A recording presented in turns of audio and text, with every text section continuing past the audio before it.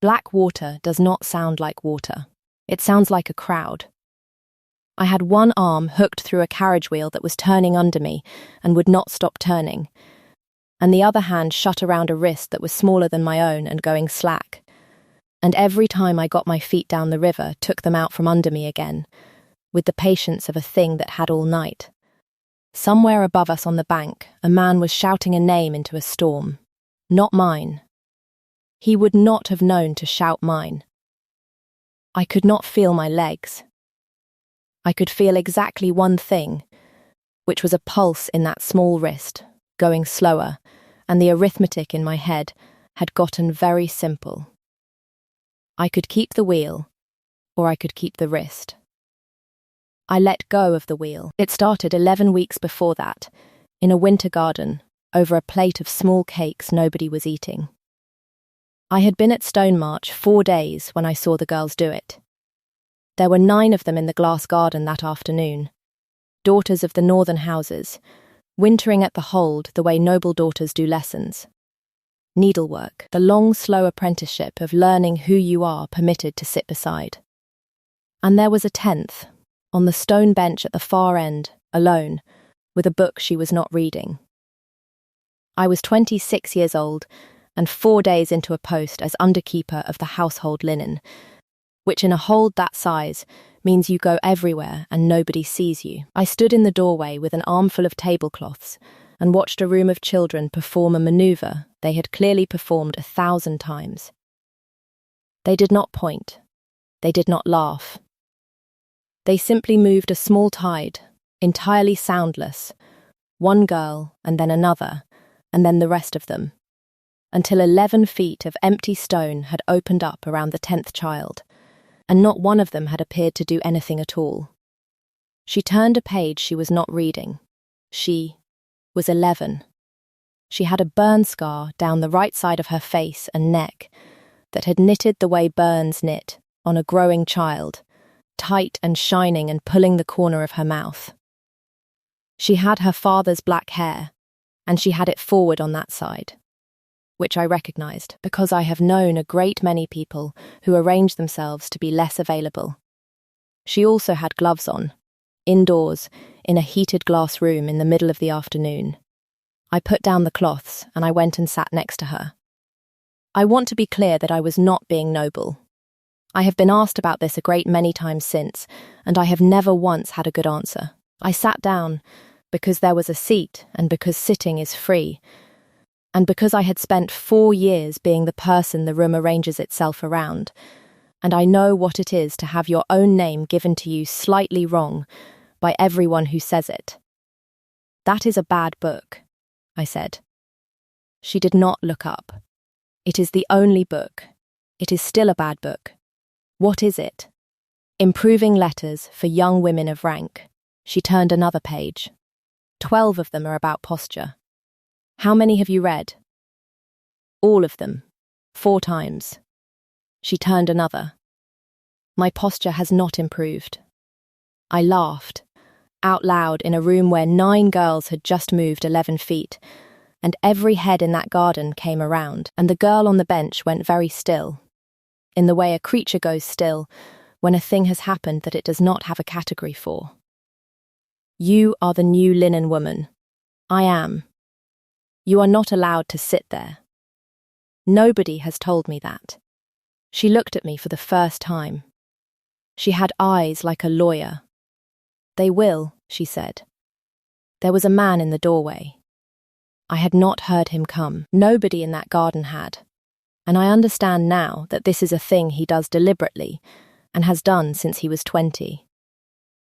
He was enormous and dark and dressed like a man who had been on a horse that morning, and he had one hand on the doorframe, and he was looking at the bench with an expression I had absolutely no way to read at 4 days' acquaintance. 9 girls stood up at once. "My lord," said the eldest of them, in the voice of a child who has been coached. He did not answer her. He looked at the bench for a moment longer, at the 2 of us on it, and then he turned around and walked away down the corridor without saying one word to anybody, including his daughter. That was your father, I said. That was the king, said Sigrid of Stonemarch, and went back to her bad book. Here is what I was, so that the rest of it makes sense. 4 years before, at 22, I had been the fated mate of a ranked warrior of the Fenmarch pack, and at the ceremony, in front of 200 people, he had spoken the refusal. He had his reasons. He gave them at length.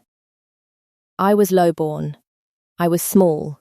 My mother had been nobody, and he had a career ahead of him that a mate like me would sit on for 40 years. It was all quite reasonable, and he said it kindly, and I have never hated him, which people find unsatisfying. What a refusal does is this. The bond goes in at both ends, and it comes out of only one. And the one it comes out of is the weaker wolf, and it takes your wolf with it. Mine did not die. Mine went silent, 4 years of nothing, where a whole second self had been no shift, no warmth, no voice in the back of the head, and a word for what I was afterward that follows you into every hall in the north. Rejected.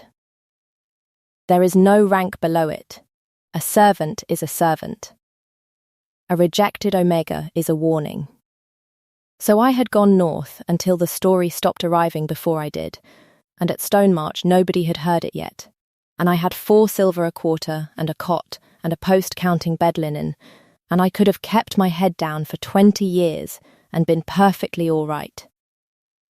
I could have. Nobody made me sit on that bench. I want that written down, because of everything that came after. I sat down of my own accord on the 4th day, before anyone had asked anything of me, and everything after that was mine. I sat down again the next day, and the day after that. The 3rd day she tested me, because of course she did. Does it disgust you? Does what? She turned her head. Deliberately, full to the light, the whole right side, which I understood was a thing she had been made to learn to do as a weapon because nothing else in her life was. No, I said. Everyone says no. Then here is a better answer. It is a bad scar, and it was badly cared for while it set, and there is a woman in Ravensford who could have kept that seam from pulling your mouth if anyone had put her on a horse in the 1st month, and I am angry about that, and I have been angry about it since Tuesday. Sigrid of Stonemarch looked at me for a long moment. Nobody will say it is bad, she said. They say it is not so bad, then they leave. It is bad. It is also the 4th most interesting thing about you, and I have only known you 3 days. That is the day she started talking. Once she started, she did not stop. She was 11. She had read everything in that hold, including the accounts. She had a running feud with the falconer. She knew the name of every horse in the stable and the political opinion of every man in her father's council. And she had been so entirely alone for 3 years that all of it came out of her at once like a dam going. And here is the thing I noticed on the 5th day, and did not understand for another 8 weeks. When the 9 noble daughters did their soundless tide, they did not look at her face. They looked at her hands. Lady Halla of the Marches found us in the glass garden at the end of the 2nd week. She was the dead Luna's sister. She had run the king's household since the fire, and she had the specific beauty of a woman who has been extremely useful to people for a long time. How kind, she said, and the word did something unpleasant on its way out. Sigrid, your gloves. I am wearing them. You are wearing one. Halla's voice did not change at all. Both, please, and an 11-year-old girl with a face the whole court flinched from put on a second glove, in a heated room, in summer weather, and said nothing. Halla turned to me with enormous warmth. You are the linen keeper. Bryn, is it? I do like to know everyone's name. She patted my arm. She is such a lonely thing. It is a great kindness. Do be careful not to raise expectations you cannot keep. She takes attachments badly, and there is always so much movement in a household. Then she went, and Sigrid took the second glove off and put it in her pocket, and did not look at me for the rest of the afternoon. If you want to know what a scarred girl at the top of the north was actually being punished for, because it was not her face, and it took me 8 weeks and a river to find out, stay with me and follow along, so you do not lose the thread. It gets much worse before it gets kind.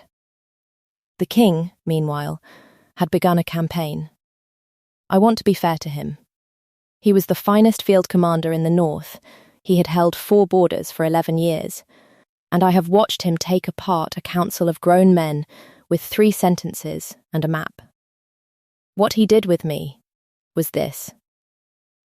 Week 3, a chair appeared in the glass garden, a good one, carved with a cushion, delivered by 2 men who would not meet my eyes, positioned exactly beside the stone bench. No note. When I sat in it, he was in the doorway again, and when I looked up, he was not. Week 4, I received, formally in writing, sealed, an invitation to attend the king in the map room to discuss the household linen. I attended. We discussed the household linen for 40 minutes. He had prepared. He had figures. At the end of it, he stood there with his hands behind his back and said, "That was satisfactory." And I said, "Yes, my lord." And he said, "We might do it again." And I said, "About the linen?" And he said, "Yes," in the voice of a man watching a bridge go down under him. Week 5, he arranged, through his second, to be walking through the lower court at precisely the hour I crossed it. Every day. For 9 days. Torvald told me afterward that the king had asked him to confirm my route, and that he had done it once and then refused, and that his king had then obtained it himself by asking the laundry, which is how the entire laundry came to know before I did. Week 6, he brought me a horse. I do not ride. He did not know that. It was an extremely good horse. It stood in the lower court for the better part of an hour, with a stableman holding it, while the king of the north explained its bloodline to a woman holding a basket of sheets, and I said, "At the end, my lord, I have never been on a horse in my life." And Garrick of Stonemarch looked at that animal for a long moment and said, with total sincerity, "Then that was poorly planned." It was the funniest thing that had happened to me in 4 years. I did not laugh. I have regretted that. The map room happened at the end of week 7, and it was not about linen. "May I ask you something," he said, "that nobody asks you?" "You may ask. I may decline. What does it do?" He was not looking at me. He was at the table with both hands flat on a map of a border he was not thinking about. The refusal. What does it actually do? I have heard it described by 9 men, and none of them have had it done to them. Nobody had ever asked me. 4 years. People arranged their faces and changed the subject, and I had begun to think the whole thing had happened to somebody else. "It takes your wolf," I said, "not kills. Silences. There is a second self in you from the time you are a child, and it is the warm one, and one afternoon in front of 200 people a man says 11 words and it goes out like a lamp, and the rest of your life is you doing everything alone that you used to do with somebody." I found that my hands had stopped. The worst part is not the pain. The worst part is that everyone who hears about it moves 1 step back. Because a rejected wolf is proof that a bond can be wrong, and nobody wants to stand near the proof. The room was very quiet. "That is what they do to her," he said. "Yes, that is why I sat down." He put one hand on the back of the chair beside him, which I noticed, and filed, and said nothing about for another 2 weeks. "I have been trying," he said, "to find a way to ask you to stay at this hold that does not put a wage or a rank or an order in your hand, because you have had enough of things put in your hand, and I have not managed it in 7 weeks, and I have begun to suspect that the entire approach is wrong." "It is." "Yes," he exhaled. "Yes, I thought it might be. What would you do if I were a boarder?" "Take it," he said instantly. "Try that." He looked up. I want it recorded that the King of the North, at that moment, had the face of a man who has just been handed a map of a country he did not know was there. Lady Haller put me out of the gate 4 days later. She did it correctly, which is the thing about her. She did not need to lie. She simply had my name written to the Fenmarch pack for character, as any household does. And the answer came back in 11 days, and it said what it always says. And she called me to the steward's room with 2 witnesses and read it out. A rejected Omega, in a king's household, in constant unsupervised company with the king's only child and heir. You should have declared it, she said, kindly, that is all. It is not a punishment, it is a household matter. There will be a cart to Ravensford at noon. I did not argue. There is no argument. I went and got my box. Sigrid found me in the lower court, and she did not cry, and I would have preferred it if she had. She stood there with both gloves on, 11 years old, and said, "You said the 4th most interesting thing," and I said, "I meant it," and she said, "Everybody means it," and turned around and walked back inside, and that, I thought, was the end of the story. I was on the cart when the king came into the lower court. He did not shout. He never shouts. He said, to a yard with about 60 people in it, that the household role was his, and had never been the steward's, that Bryn of Fenmark was reinstated at his word, that she would take charge of his daughter's hours and her lessons and her keeping from that day, and that Lady Haller of the Marches was relieved of the household with thanks. 60 people heard him hand an 11-year-old heir of the North to a woman with no wolf, no rank, and a refusal on her record, in public, on a Tuesday, over the objection of the dead Luna's sister. I have never seen a man do a more expensive thing so quickly. Torvald told me that evening exactly what it had cost. Haller had 4 of the northern houses through her mother. She would go to them, and the grounds she would go to them with were now beautifully simple. A grieving king had removed his dead wife's sister from the care of his damaged child in order to install a rejected Omega, and had done it in front of witnesses. He knows, Torvald said. He did the arithmetic before he opened the door. He did it anyway. The 8th week is when I found out what I had actually been doing for 2 months.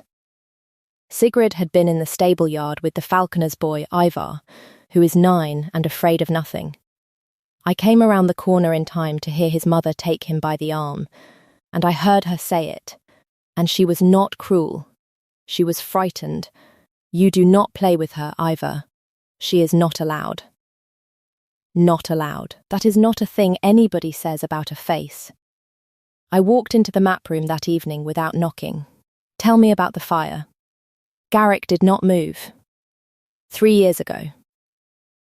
Everybody in this hold says the fire and nothing else, and I have never once heard anyone finish the sentence. Nobody flinches at her face, my lord. I have watched them for 2 months. They look at her hands. I put my palms on his table. She wears gloves indoors in summer, and your household has never once explained to me why. He sat down, which I had not seen him do in 11 weeks. The fire was set, he said, by a man of my own guard, paid by a house that wanted my line ended. In the West Wing, at night, in the room my wife slept in with our daughter. He said it in the flat voice of a man reading a ledger, because it was the only voice that would carry it. My wife did not come out. Sigrid did. And the man who set it was still in the corridor, and she was 8 years old, and she took the shift. The room was very still. At 8, he said, 4 years early. Nobody survives their first shift at 8, and she did. And the man in the corridor did not, and 40 people saw it happen, and every one of them has a mouth. 3 sentences and 3 years in them. They are not disgusted by her, I said. No, they are terrified of her. Yes, he put both hands flat on the table. And she does not know it. She thinks it is her face. She has thought that for 3 years. Because when she asked me, at 8, in a bed, with half of her burned. I told her it was her face, because a child can survive being told she is ugly, and I did not believe she could survive the other thing. His hands did not move, and I have not been able to take it back since. Every year it gets larger. Hala kept her gloved, and I let her. Because gloves are a small lie, and the truth is not. Something in me that had been gentle stopped being gentle. You have to tell her. She is 11. She is 11, and every child in this hold already knows. And they will tell her in a stable yard, in front of people, out of spite, on a day you do not choose. I straightened up. It has to be somebody who loves her, and it has to be indoors, and it has to be this week. He looked at me for a long moment. You said the word, he said. I did. The Guardianship Council sat on a Thursday, and Hala had the 4 houses she needed. Her petition was very fine. The king's judgment was compromised by grief.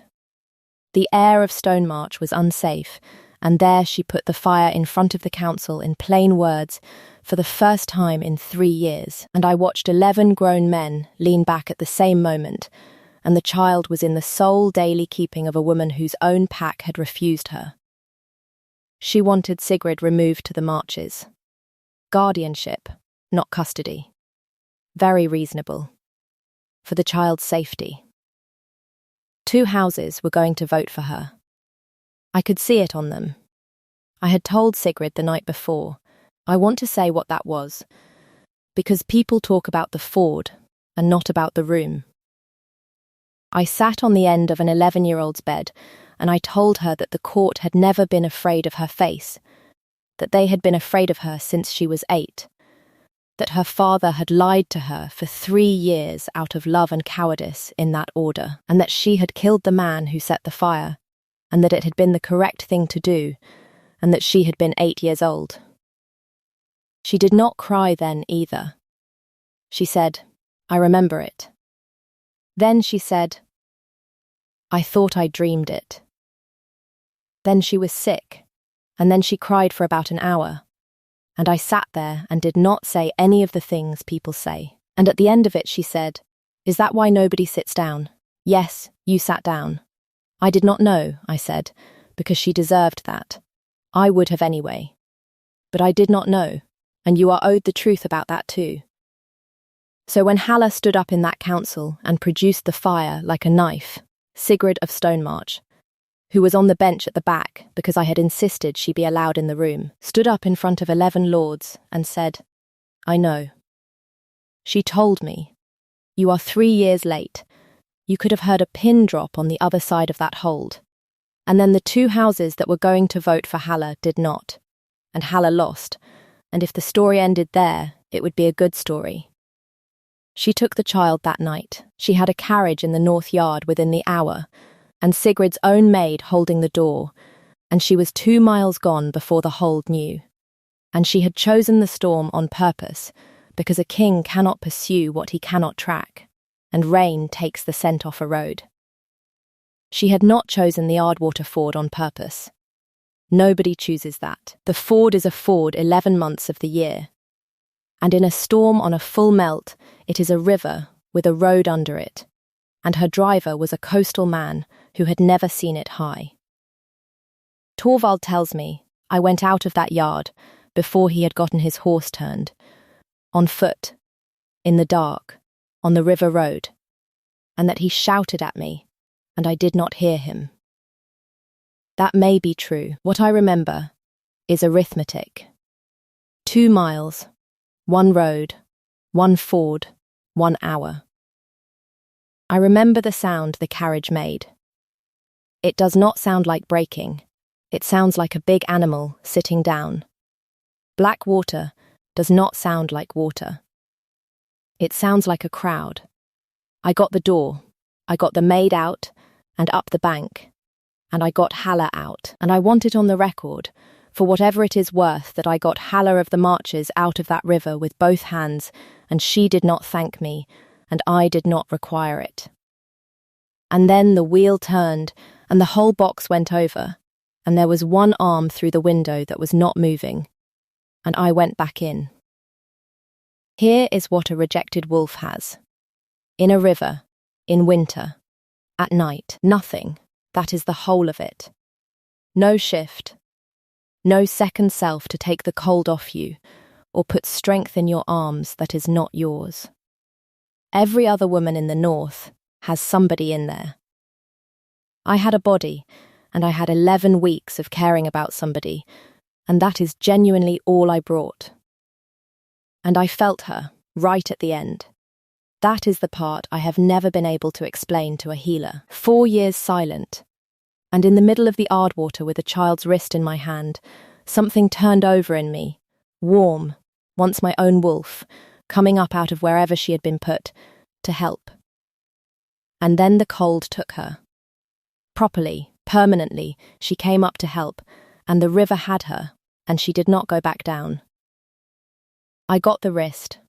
I let go of the wheel. We came out about 200 yards below the ford, in the shallows, and Garrick of Stonemarch came off his horse into the water and took his daughter out of my hands, and I heard him make a sound I hope never to hear again. And then I stopped keeping track of things. I lost 11 days. Sigrid lost none children are astonishing, and she was up and complaining about broth on the 4th. I did not get my wolf back. That is permanent, and it is confirmed, and I have stopped seeing healers about it. She came up out of 4 years of silence to help me hold on to somebody else's child, and the cold took her for good, and I have thought about that a great deal, and I have decided I am proud of her. There is a white streak through my hair on the left now that came in over that winter and never went out.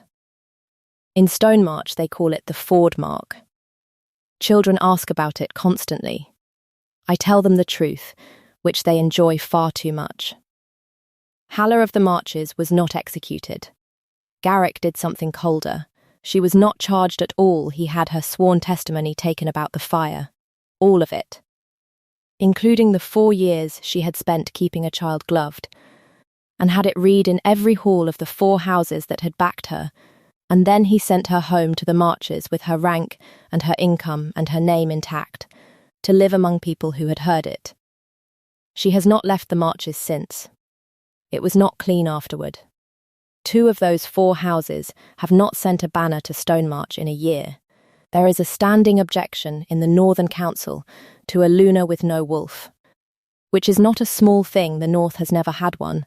There is no ceremony for it, and the priests had to write one, and they were not gracious about it. He knew all of that before he asked. He asked in the map room, in the worst possible words, having clearly prepared for a week. I have run this as a campaign for 4 months, he said, and every single stage of it has failed, including the horse, and I have concluded that the strategy was the error. So I am going to do it the other way. He put his hands behind his back. I want you at this table for the rest of my life. I am aware of what it costs me. I have done the arithmetic 4 times, and I keep getting the same answer, and the answer is that I do not care. The kiss was 1 breath long, and it was not what I expected, which is that nothing in me caught fire. Something in me set down. 4 years of being the proof that a bond can be wrong, put down on a floor, in a map room, in front of nobody at all. A year on, this is what my life is. Sigrid is 12, and unbearable. She has a horse, a feud with the falconer that has entered its 4th year, and a standing seat at the council table that half the North disapproves of. And last month she took the shift on purpose. In daylight, in the training yard. With her father standing there. In front of about 40 people, which is the way you take a thing back from a story that has been telling itself about you. The woman from Ravensford came in the spring and worked the seam at the corner of her mouth for 11 weeks. It is better. It is not gone. Sigrid wears her hair back now, which nobody asked her to do. There are no gloves in that house. And in the glass garden, where 9 noble daughters once opened up 11 feet of empty stone without appearing to move at all, there is a long bench, and the bench is always full, and I have watched girls arrive late and stand there working out how to get a place on it. I go and sit on the end sometimes. Sigrid moves up. So tell me, was he right, at 8, in that bed, to tell her it was her face? He says he would do it again for the first year and not for the second. I say he was wrong on the first night. We have had this argument for a year and neither of us has moved, and I would like some outside opinions. Tell me your theory below.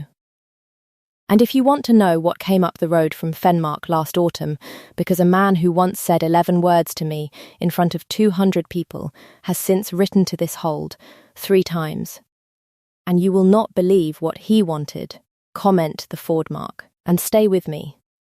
Garrick and I are not finished. Follow along and I will tell you that one too. And wherever you are listening from tonight, if there is an empty seat beside somebody, it is not a rule. It is just an empty seat. Go and sit in it.